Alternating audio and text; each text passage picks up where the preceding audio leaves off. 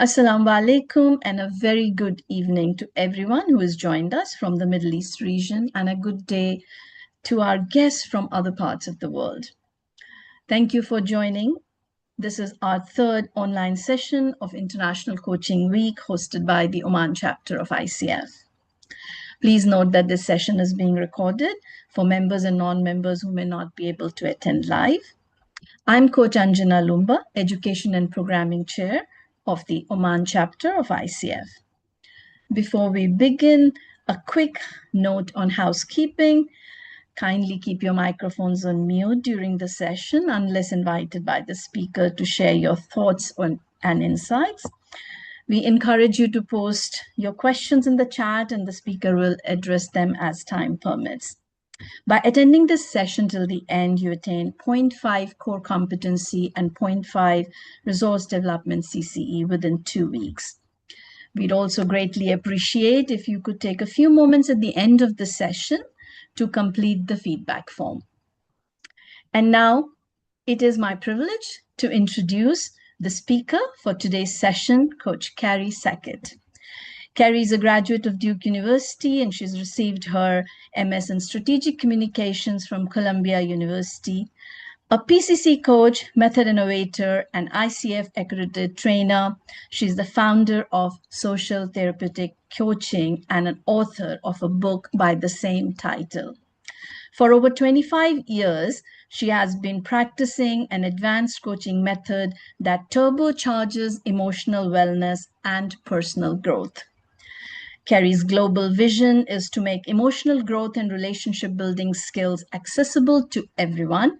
She founded the Center for Group and Couples Coaching to train coaches of all types with next generation tools that empower clients to transform their lives, relationships, teams, and communities.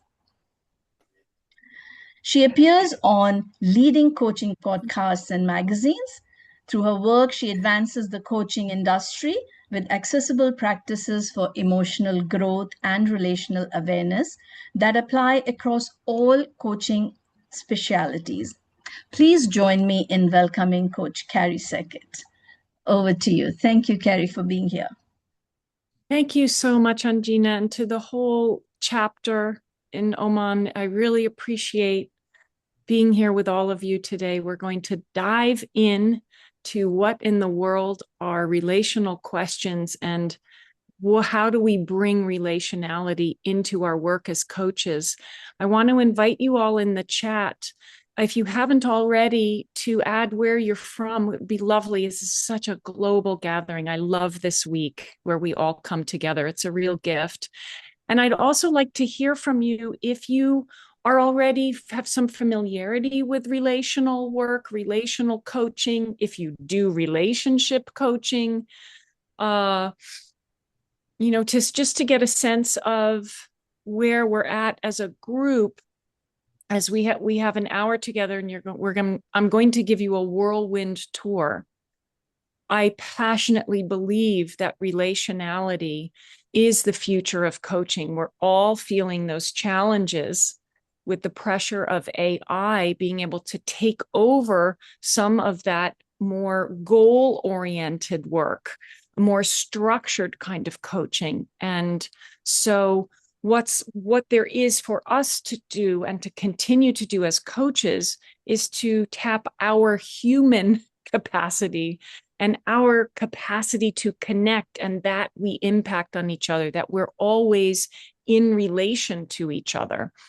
So I'm going to give you today, you're going to walk out of here with some very concrete tools and questions that you can use in your work. And along the way, I hope to open up some new spaces for you in how you coach and how you see coaching.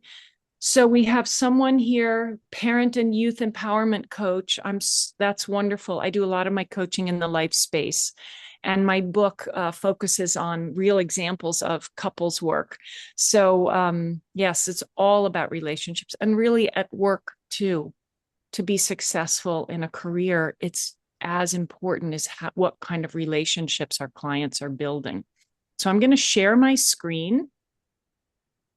Oh, sharing is not turned on. Okay, so I'm sending a request and I'm sure I'll be able to share shortly. What is relationality? Where does that come from? If people are familiar with the term, okay, here we go. I'm sharing.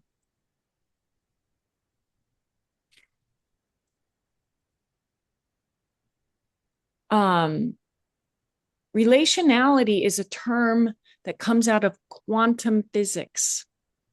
About 100 years ago, scientists were breaking out of, let's call it traditional science, 18th and 19th century science, Enlightenment science. Those are all different terms that we use for this. Good, we have a quantum physics fan. Yay. The discovery was scientists were starting to be able to see subatomic particles, very, very small. And when they saw these particles moving around, Oh, and would you like a card? There you go. Thank you. Have a great. oh, they couldn't use the traditional mathematical formulas of Enlightenment science. Didn't work on these little subatomic particles.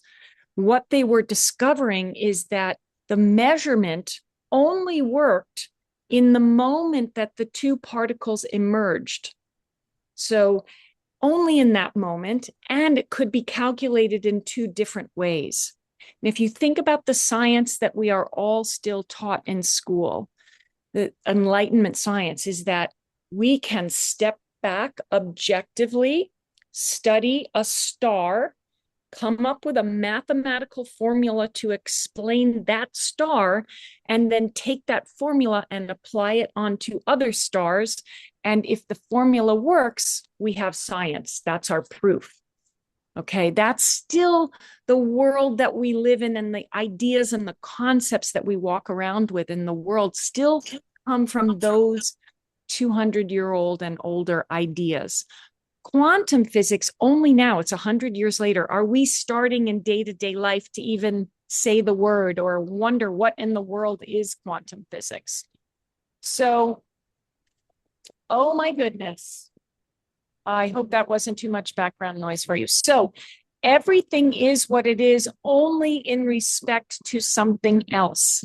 That's a world famous physicist, Carl Rovelli, who writes popular books on physics. So the meaning emerges in the moment in relation to each other.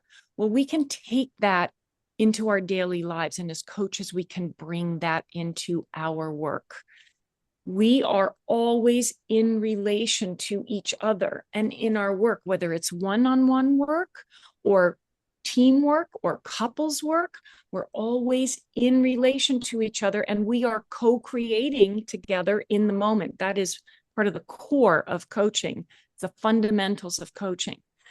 So if we can see that we are co-creating all these moments together, then we can start to see that we have that human capacity to co-create, to transform, to make something new, emotionally, socially, culturally, economically, politically. We are makers, co-creators together. Now, that might sound like, okay, what's the big deal? Got it. The challenge is that we are walking around with me tools, with that, I'm an objective person and I can study an individual particular thing and know what it is and apply it places. That is how we live our lives. I call that the me lens, because we see particulars, individuals. We don't so much, and I'm speaking very much for Western culture here. I love that we are here from all over the world, and I apologize. Well, I'm not going to apologize, but I'm going to be really curious for your comments for people from different cultures, how this is landing with you and how you're experiencing this conversation. But for us to go from only objectively standing back and seeing an individual to seeing that we are always connected and related and in relation to each other, I call that a shift from the me lens to the we lens. The me mindset Those are the tools we work with in psychology and coaching and education everywhere because it's our world. What I'm proposing and what I train coaches to do is build up that we mindset where you can see and relate to the group and what's emerging within the group. And even in our one-to-one sessions, we're a group. We're a group of two, coach and client, and we're building something, which is the relationship, and which is bigger than the sum of its individual parts.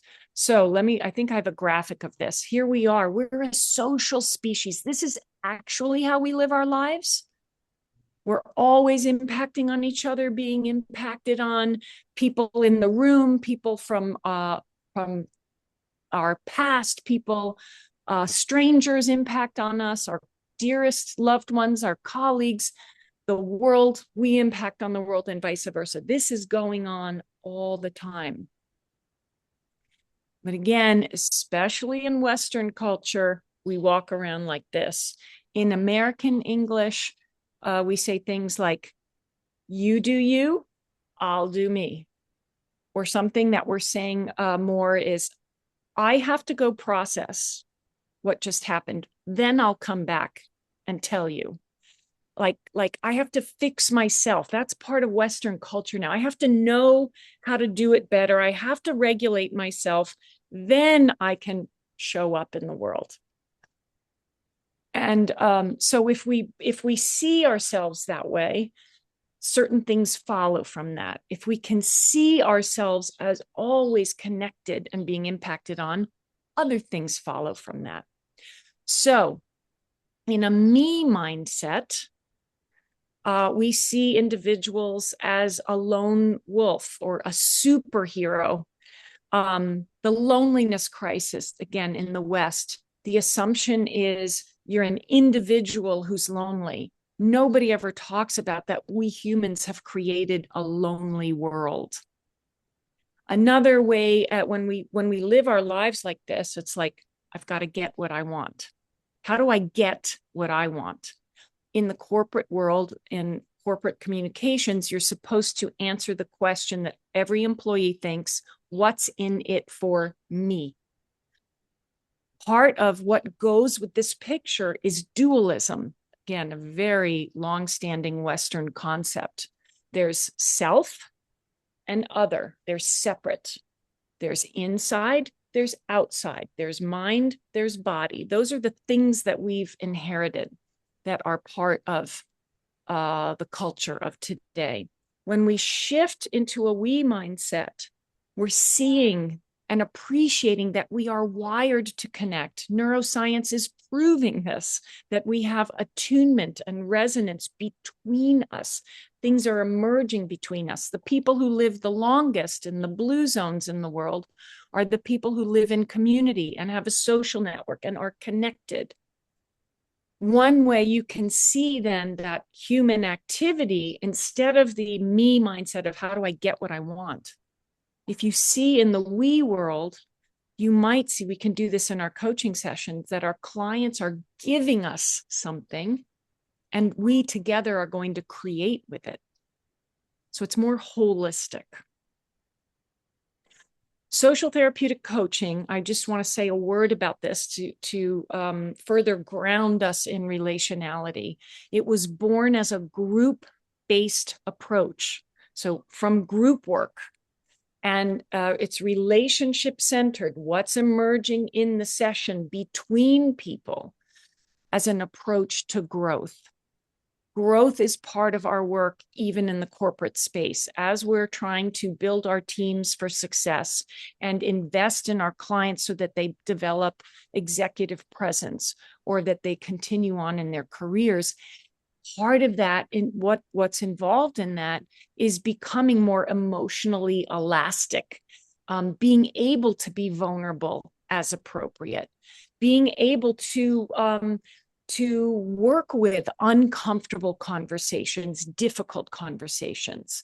To be able to do that, we have to radically accept whatever's emerging in the moment and co-create those meanings together. And that's how people develop their trust in the process that they can build relationships, that they can move through uncomfortable conversations with others. And that in turn is how we develop that sense of community and belonging. There are 4 pillars to social therapeutic coaching, and we're going to dive in today to relationality. So now we're going to begin to show you, and my colleague Trisha and I are going to demo a couple of interchanges for you so you can see what these interactions are like. And then we're going to open it up for some more. I hope that you all will participate in the chat, because this is not a straight lecture. I really want to hear where you're at and your experience of this. So, what are relational questions? They are questions that invite our clients to look outward, to consider, to take into account that whatever they're doing and saying is impacting on us, the coach, or impacting on their family members or their colleagues or their loved ones. It's an inviting of, hey, we're doing something together here. So it's an invitation for us as coaches first, and then for our clients to grow around what is emerging for us in the moment, what's emerging emotionally, what thoughts, what feelings. They're emerging. What's emerging, it's happening here.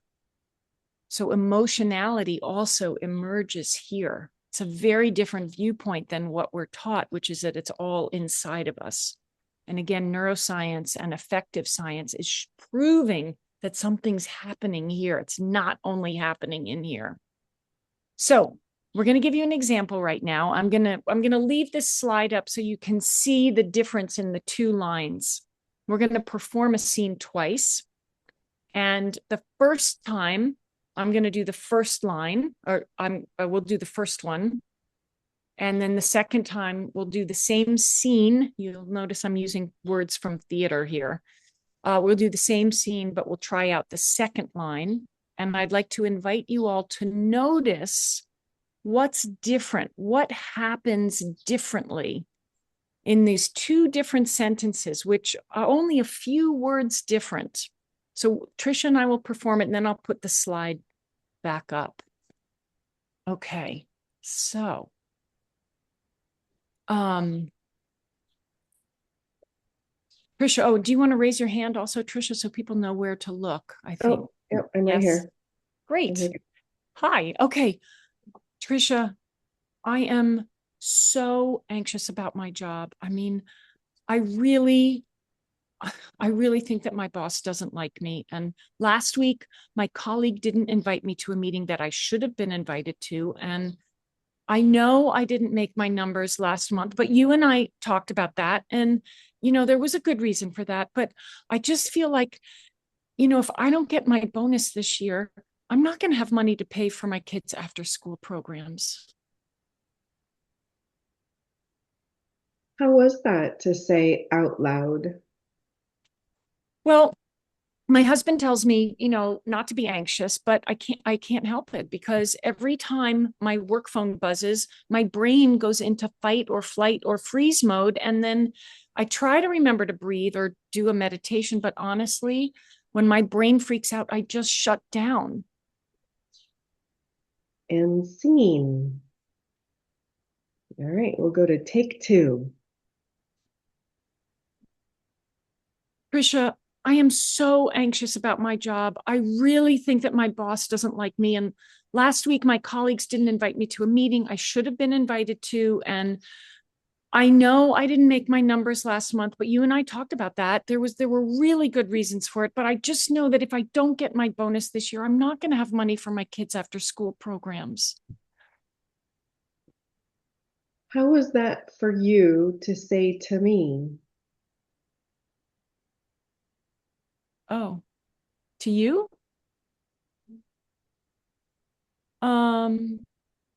Really embarrassing. You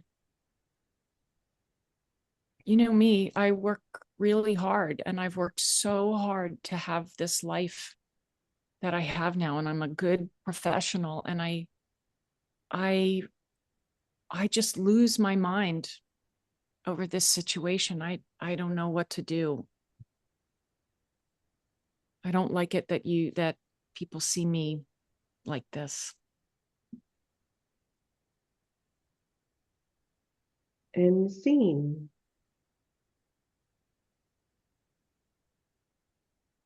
So what did you all notice?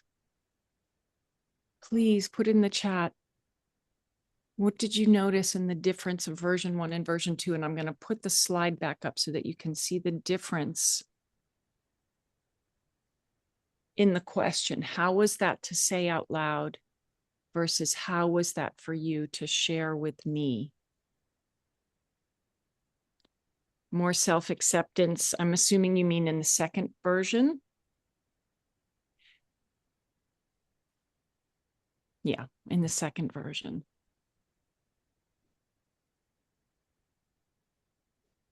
And I see the question here on the data or references to relational coaching being the future. So let's come back to that at the end. Remind me, please. So yes, we're going deeper on the second one. It's more, you get more to what's actually emerging in the moment with the client rather than staying in their head. Right. If in the first version, it's what the client knows how to do. Keep talking, talk about themselves, talk about what their husband says, talk about goes out of the room. The second version keeps you in the room with the client. There's more, and you're taking the lead as the coach in creating an environment where more honesty, again, can emerge. Because it's not like we know what the client's going to say, but it's an invitation to say to the client, hi, I'm here. We're doing this together and you're impacting on me. And that is very, very, very helpful for us because our clients walk in the door in a me mindset and they forget that there's this other human who's really actually wanting to be helpful to them and that they're having an impact on that other person. Yeah, so this second experience is more of a shared experience and you can go deeper and there's more awareness and more vulnerability. And it made the client pause, bounce them out of what they expected. There was less shame and humiliation in the second. Like the first version, you could say maybe the client was feeling ashamed or humiliated or whatever, but there was no context created for the client to give that. So they're staying in their head. And in the second version, the two of you are creating that environment where it's possible, where there's enough trust and safety built in your relationship that the client could give that. So now I'll speak as a methodologist. How was that to say out loud that, there are pictures that come with our words. And of course, we're very multilingual here. So the pictures for me, when we say as coaches, how was that to say out loud to our clients is, okay, the client has thoughts and then they come out of the client's mouth, perfectly aligned thought and word. And then they come out of their mouth and then they go straight over the client's head and they hover over here. And we, the coach, we become the objective observer. And we say, how was it to say out loud? And then the client assesses, okay, well, I said it pretty well, or I said it badly, or we might, I can explain why I said it like that, or, I should have said it this way, or see what's happening? Everybody's staying here. The client is staying here, and we are organizing the client to stay here by our question. That's the assumption. I'm me, you're you. You're going to have your own thoughts and figure it out. The second version is, as I was saying earlier, hi, here we are. Yes, more victimology. And yes, You see how this is a methodological issue, victimology? It doesn't have to be a political issue. It's a methodological issue. If we could go around saying to people in our lives, how was that for you to share with me? We could have so many different kinds of conversations. So again, it's inviting our client to look outward, and that we are doing something together, which in our culture today is harder for us to see. So clients learn experientially, not cognitively. They're learning experientially in the moment that they impact on others. And we're freed up from having to know what's going on for the client. We don't have to know, and our clients don't have to know. We can be asking these relational questions and co-creating with whatever emerges. The other thing about this is it creates a culture of practicing. So they get to practice with you. How was that for you to share with me?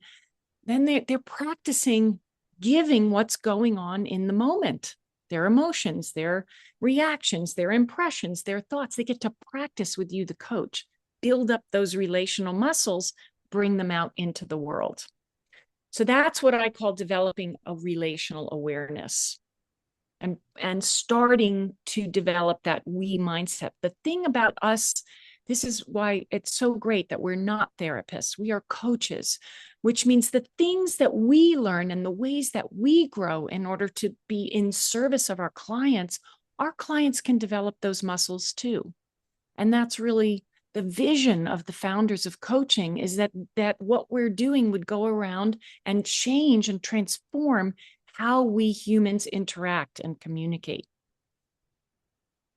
Okay, so here are some more concrete examples of this me to we mindset in individual, group, and team coaching. And we could go on and on with couples work and family work as well.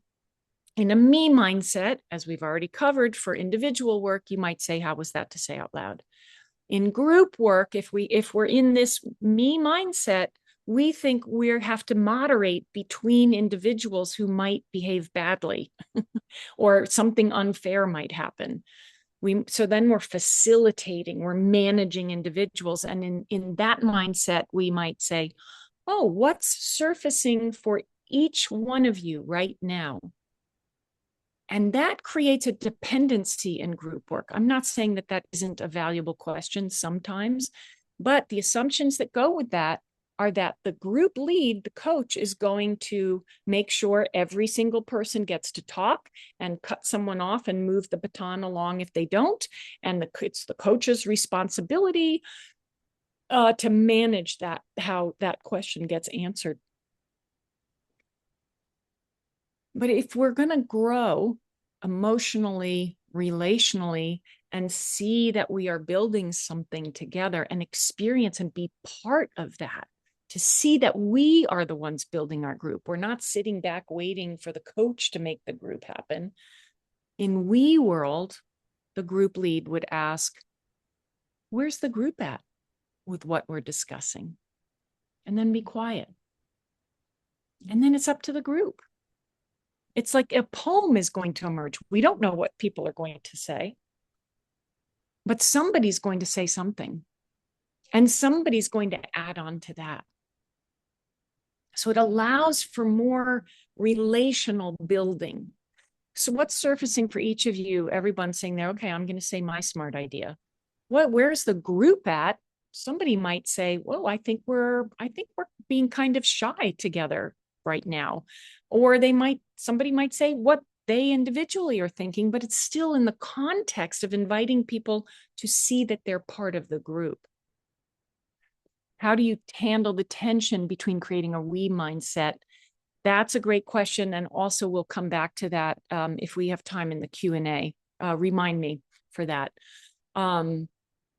So in teamwork, sometimes it's absolutely you have to, there's a real goal in teamwork, and sometimes there is in group work. But in teamwork, it's really valid to say, where are each of you, what is each of your assessments of where a project is at? That can be a really important question. And we can still attend to how the team is doing. We can also ask, how are we doing as a team? And see what people have to say. Well, here's a little bit. Actually, this now does answer your question a little bit. Slightly different version, but there's always somebody in a team meeting that either dominates, but in this case, for this example, they always come out with some crazy idea that feels very far away from what everyone else is talking about. Traditionally, as the team lead, as the coach, we're like, oh my God, how do I shut this person up? How do I manage this and get everybody back on track, as if it were, my responsibility?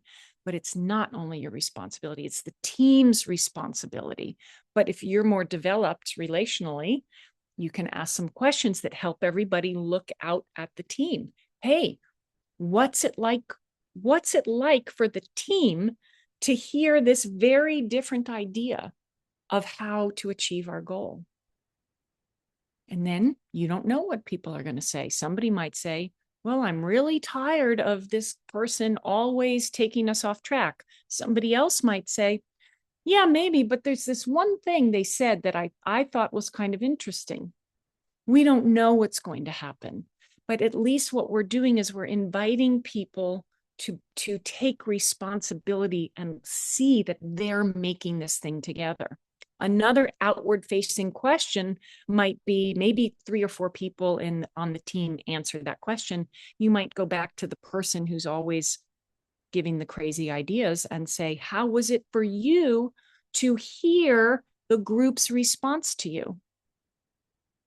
So now hopefully you can start to see, remember those arrows of the we lens of how they go all the different directions.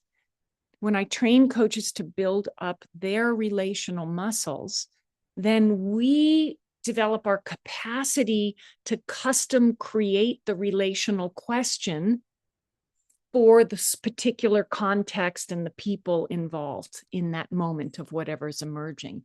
So there's not one right way to ask a relational question. And although hopefully you will walk out of here and you'll start saying, how was that for you to share with me in your work? I hope you do. You can take it off the shelf and, put it right to work in your coaching. But as we develop, and especially with more complex work in group work and teams and families and community-based work, there are just so many different directions to invite questions. So just to sum this up a little bit, what's that like to say out loud? Me-land, individual disassociating from what's around them, being a consumer, right? Just, I just take things, I have a label, that's who I am. It's like, take care of me, the way we do when we go and buy a box of tea in the supermarket. And then I manage myself. We mindset, what's that like for you to give to me, to share with me? We're making this together. You, person, group, family, are the producers of this session. You're the co-producers of your lives, of your family, of your team. You're the makers of it. And in that context, when people are having that awareness that they're part of something, and then they're being invited to give in the moment what they're thinking and feeling, really, they become more of who they are. So it's this beautiful dance that the more we see and relate to and build and co-create the we, the more opportunities there are for us to practice being more authentic, if you want to use that word, of giving what's actually going on for us in the moment and trusting that the sky will not fall down after we say it, that we're going through a process together and creating this together, and we're going to move through it. Let's see, I see a couple of comments here. I think with consistent and regular application, you can help the team become a team that functions with candor. Yes. Less hidden agendas. Yes. Relational questions allow you to creatively surface that stuff without being blamey, without judging, without, relying on explanations or labels or knowing. You don't have to know if there really is a hidden agenda or not. You can ask the group a relational question. So let's see. In the corporate world, things move fast. So crazy ideas go into the, yes, there's a nuanced balance. Yes, absolutely. Okay, so let's take a shot at this together. I think we have a couple of minutes here. Yes. Good. So this is hard to do. I wanted to send you in breakouts, but I don't think we're going to, but maybe we can do this together in the chat, or people could even come off and say them out loud. Let's see, here's a question first from Anne. How can a coach introduce the relational question of what's that like to say to me in one-on-one coaching without having the client taking over the responsibility, without the client taking over the responsibility for what the coach thinks or feels? Let's see if we can address that, Anne, in these different scenarios. I think you have a picture in your mind, and I'm not totally sure I see the same picture. So, and also maybe you'll come off camera, but let's try this together. On the numbered side of the screen, there are different scenarios where you might, that following which you might ask a relational question. Like your client has just shifted and seems sad, for example. Pick an emotion. So let's take this one. You can match this up with a couple of the relational questions on the right.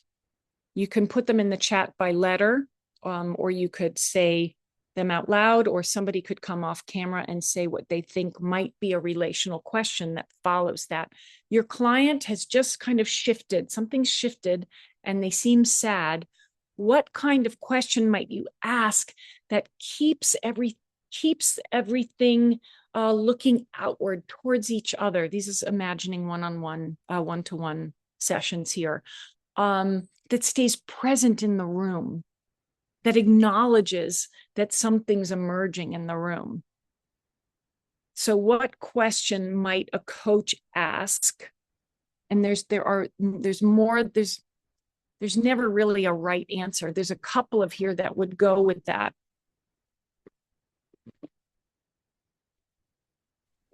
Anyone, take a guess. There's no wrong answers. I feel like we're recognizing Oh, is somebody off? Yeah, hi. Hi. Oh, can you hear me? Yes. What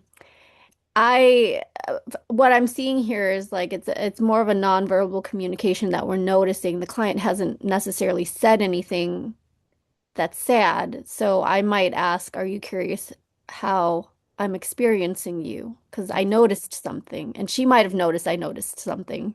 Exactly. That might draw things out. That's a total possibility, and it would really depend on what kind of relationship you've created with the client at that point. Yes. Yes. Anyone else want to take a stab at another one? A. Yeah. How is it for you to be emotional with me? You see what that does with emotion? How is that for you to be emotional with me? Here we are. Your emotion isn't only inside of you and yours. Your emotionality is actually, I'm noticing it. I see you. I hear you. How is that to do that with me? What an invitation of a question for going deeper, for making more discoveries and evoking client awareness. E, where are you right now? Yeah, absolutely. Then there's the pressure is off of us to try to know where they are. We can ask them, where are you right now? And then build and create with that. And yes, boy, are there there are cultural differences. That's why, yes, I'm so eager to hear from you all how this lands with you in general as a concept, because of course, as you develop your muscles doing this, there are cultural contexts, and you're going to custom create for what works for you culturally and relationally with your client and clients. So I appreciate that comment.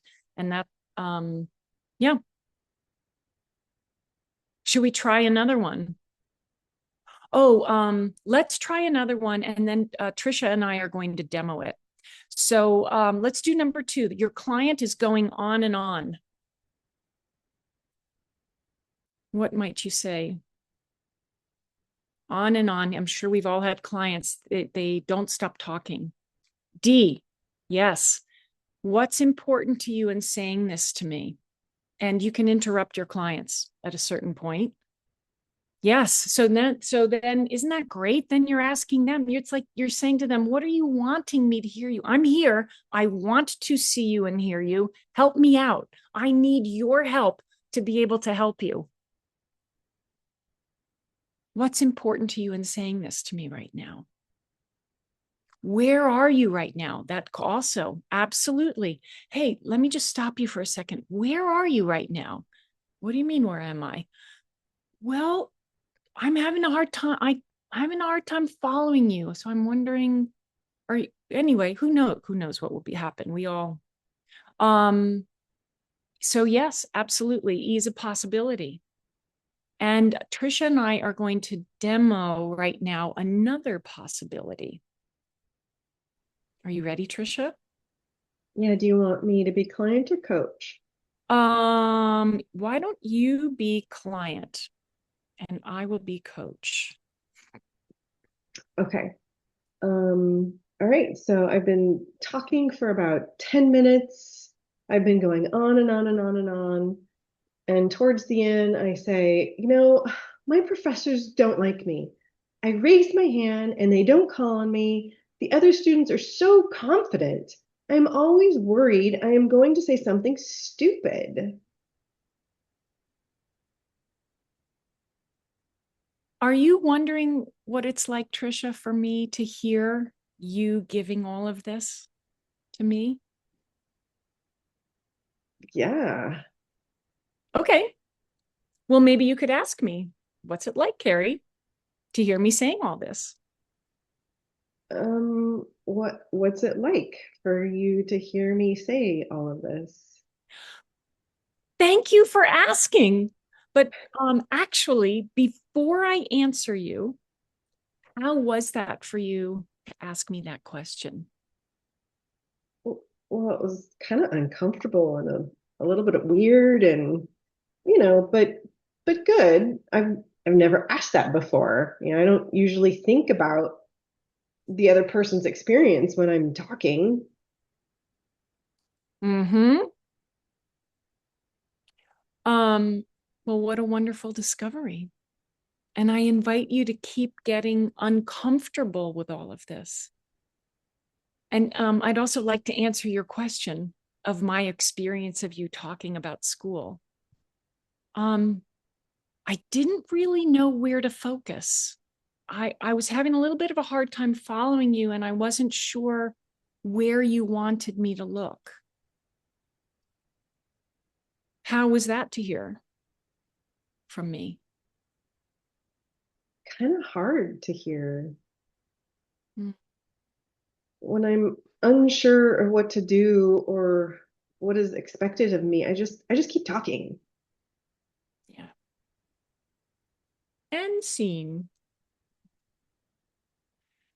So that was an extreme version of lots of relational questions that we did. We did an exaggerated performance for you to still have see how those questions can impact and keep the conversation in the room and co-create the conditions for client awareness and client growth. All right. Now, where?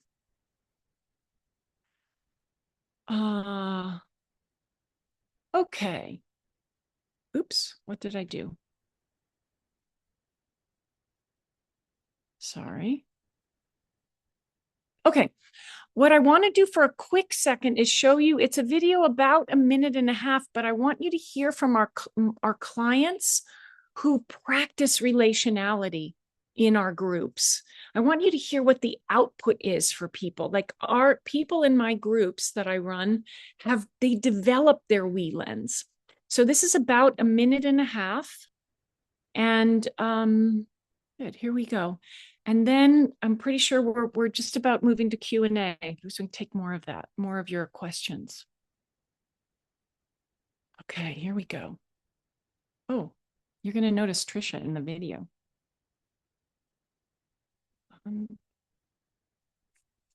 Can you see it all? Are we good? Group helped me learn how to lead, but with others, and how to take off that emotional load on myself, and how to share and be honest and ask the people in my life what I needed. Definitely transformed the way I've looked at everything and how I relate to others, and I'm so thankful for it. The main one is how I listen. When I was younger, I always thought I wanted to be the most interesting man in the world, but now I tend to try to be the most interested, and active listening has been one of the biggest traits that I have picked up from being in group. One of the greatest experiences of group has been about getting more comfortable with saying things out loud in real time as the emotion, as the thoughts are coming. Because I have an aversion to group, and I don't know what I'd do without it now. I really rely upon my fellow humans in this group to connect with and to process stuff that goes on in our lives. It's so interesting to work as a we instead of just so focused on the I or the me. A group working on something together is so much more powerful than just you thinking of, ruminating on an issue over and over again. I can ruminate on this for a week. If you just bring it to the group, it's not as huge. It's not as huge. I deal with people all day long, every day. And every situation has become this place to develop an emotional closeness, even if it's just for like 5 seconds. And living that way is so enriching and fulfilling. And I really think it all has come down to this work and these groups that Carrie runs.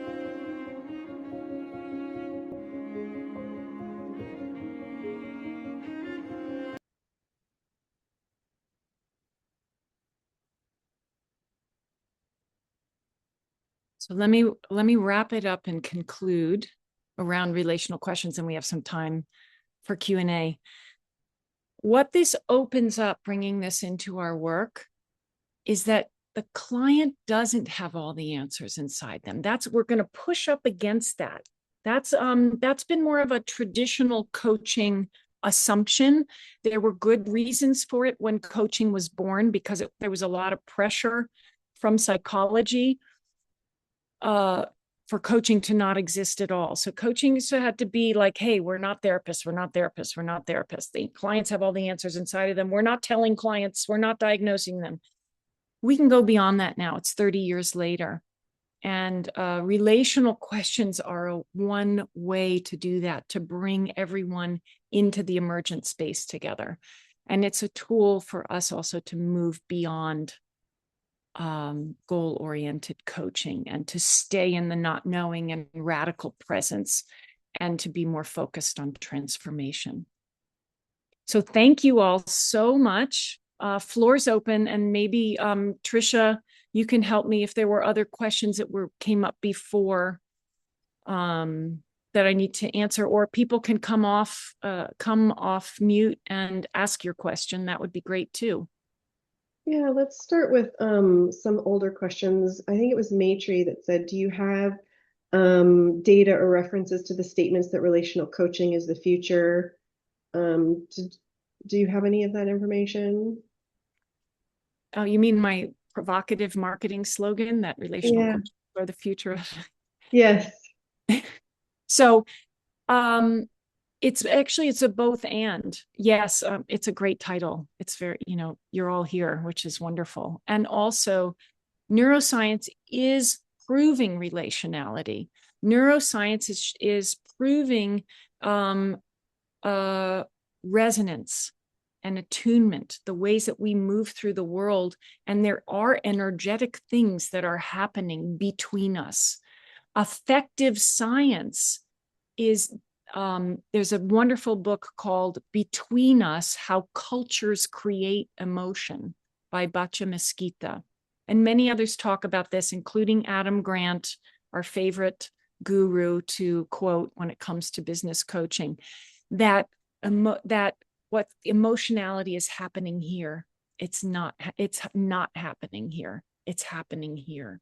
So there is actually science is proving with evidence that this is where the growth and development happens. And then I think Deepak said he had a question. Yeah, I was not very sure what to write because it's not completely clear about my question. So Sure. I thought I'd ask her. See, I see in group and team, this is fairly obvious. The question, what is the group emerging? What's emerging in this group? What emerging in this team? What are we uniting through? What's coming up for all of us right now? So that seems, for me, a logical way, right? So what's present for me in today's conversation, and I've been mulling over this, that, and this is since little provocatively, is that there's nothing called as individual coaching.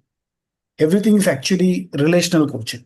Even there's nothing called as individual, but the relationship between that they have within themselves. Like in a heightened experience, it's like Golem, the character in Lord of the Rings, the two selves talking to one another all the time, right? So when you are coaching, there are actually four people involved. You as the observer, you as a coach, the person who is there, and the person's observer self. And in relational coaching, all four of us are present. Actually, there's five. Five. Because there's also the relationship that you're building. Yes, the relationship. That's true. It's a relationship that's happening. So the question, how was that for you to share with me, was clear for me. The rest of the examples, I didn't know how to use them, if at all. So for me, the question is how, for example, I would say that in India, when I'm coaching people and also coach non-profits as well, leaders, non-profit leaders, and I'll be very tentative asking that question in India. How was that for you to share with me? Yes. I'm not sure what kind of response that I will get at that moment. But I think for me, an interesting question is, how was that for you to hear this aloud? Many times that relationship between those two selves, between those two, it's itself not clear enough for them. Like what you said earlier, like for me, that's a provocative question in India as well. How was that for you to hear this aloud? Yeah, our different cultural contexts. And of course, yes, there are moments where that could be the thing to say. And we can add to it. We can add to it. There are moments developmentally as we're building our relationship with our clients where it's helpful to invite them to look out. Yeah. And I'm also wary about the relationship that I have, my own being as a self and my own observation as a coach in that process. Yes. And is there a judgment involved as I am coaching? Yes. And I think the soft question to myself is there a contamination here as I'm coaching? What are the questions that I'm asking myself? Is there a leak that's happening? Is there a what that's happening? A leak. A leak. Is a question coming from my own? Yes. The observer is asking a question and the coach is asking questions. Yes. And that's helpful, I think. And then we'll take some more questions. Every situation is different. And you don't have to know if it's our job is to keep maturing and growing so that we can transmute what we're aware of our thoughts and reactions and emotions. We want to transmute that in service of client growth, and do it in a way that we're not so certain that we know. And that's what relational questions are great for. Maybe you are having a judgment about what you're doing or what you're saying, but that doesn't mean that's what's really happening. you can turn that into a relational question like, how are we doing right now? Exactly. And then you're freed up from having to know. And now you're creating something in the moment together.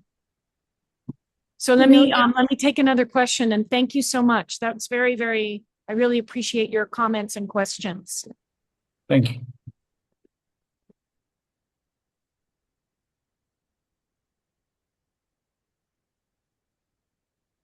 How was this for everyone? How are we doing? I think to answer that question, I'm going to invite President Oman Chapter ICF Carolyn Phillips to say, give a vote of thanks and answer that question. Sure. Hello, everyone. Thank you, Anjana. You always have this of putting it on me. No, Carrie, thank you. Thank you for building an awareness to a more human-centered approach to questioning. That's what I personally saw it as. A lot of us coaches build muscles in, goal-centered coaching or accountability coaching, hypothetical, not coaching, sorry, questions, goal-centered questions, hypothetical questions, challenge-based questions, probing questions. And I guess our friends, Claude and ChatGPT, pretty much dish out the same. But building this muscle of relational questioning, I think, yes, I'm living and working in a high contextual collectivist culture, and I can definitely say that it may not land the way it would land. The way we intend it to land. It could be seen as intrusive, it could be seen as disrespectful, it could be seen as uncomfortable or felt as one of these. But then I am counteracting that thought myself and saying, if it helps explore the human dynamic beneath the conversation, that is powerful coaching. Yeah. That is powerful coaching, and it's all about the trust that the coach builds within the relationship and the client. So to answer your question, truly insightful and truly valuable, and I think building relational questioning muscles can be a great differentiator from artificial intelligence. Yes. Because I'm not sure whether AI is there yet. So from my heart, thank you again on behalf of the Oman chapter of the ICF. And also thank you, Tricia. Thank you for the role playing. A big shout out to each and every one of you here in this session, the participants. Without you, I'm sure Carrie will agree with me as well, a session is nothing. Thank you for your interactions. Thank you for your participation, and for the support that you're giving to learning and development and to our chapter as well. Anjana, thank you so much for putting all of this together. The International Coaching Week takes a lot out of you as Education and Programming Chair, and please know that it is appreciated and recognized.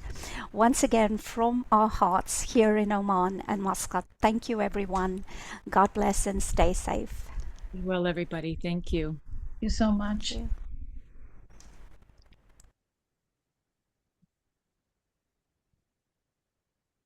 Carrie, can I request you to make me the host again? I think I... Oh, did I take that away from you? I'm so sorry. Couldn't. No problem. It's only saying view profile, chat, or pin. Can Tricia do that? I don't know. Where do I go to do that? Just near my name, where it says mute next to the mute. 3 dots says view profile, chat, pin. Worried that the recording might go to you otherwise. Oh. Yeah, it doesn't give an option. Well, it shows you as the host. ICF Oman chapter. Yeah, it shows you as the host on the participant list. Yeah. Okay, it does. Yeah. Yeah. Yes, it does. Thank you so much. Yeah, of course. Thank you very much once again. It was lovely having you and learning. Thank you, Carolyn. Thank you, everyone. Till we meet again. I'm gonna sign off unless you need. Anjana, may I just kindly, perhaps the feedback form link, is that put into That's the chat why I wanted that, but it didn't come through because of I think it was. Don't worry about it. All right. I'll just put it there in case anyone would be able to. I think people can access the chat actually. Right.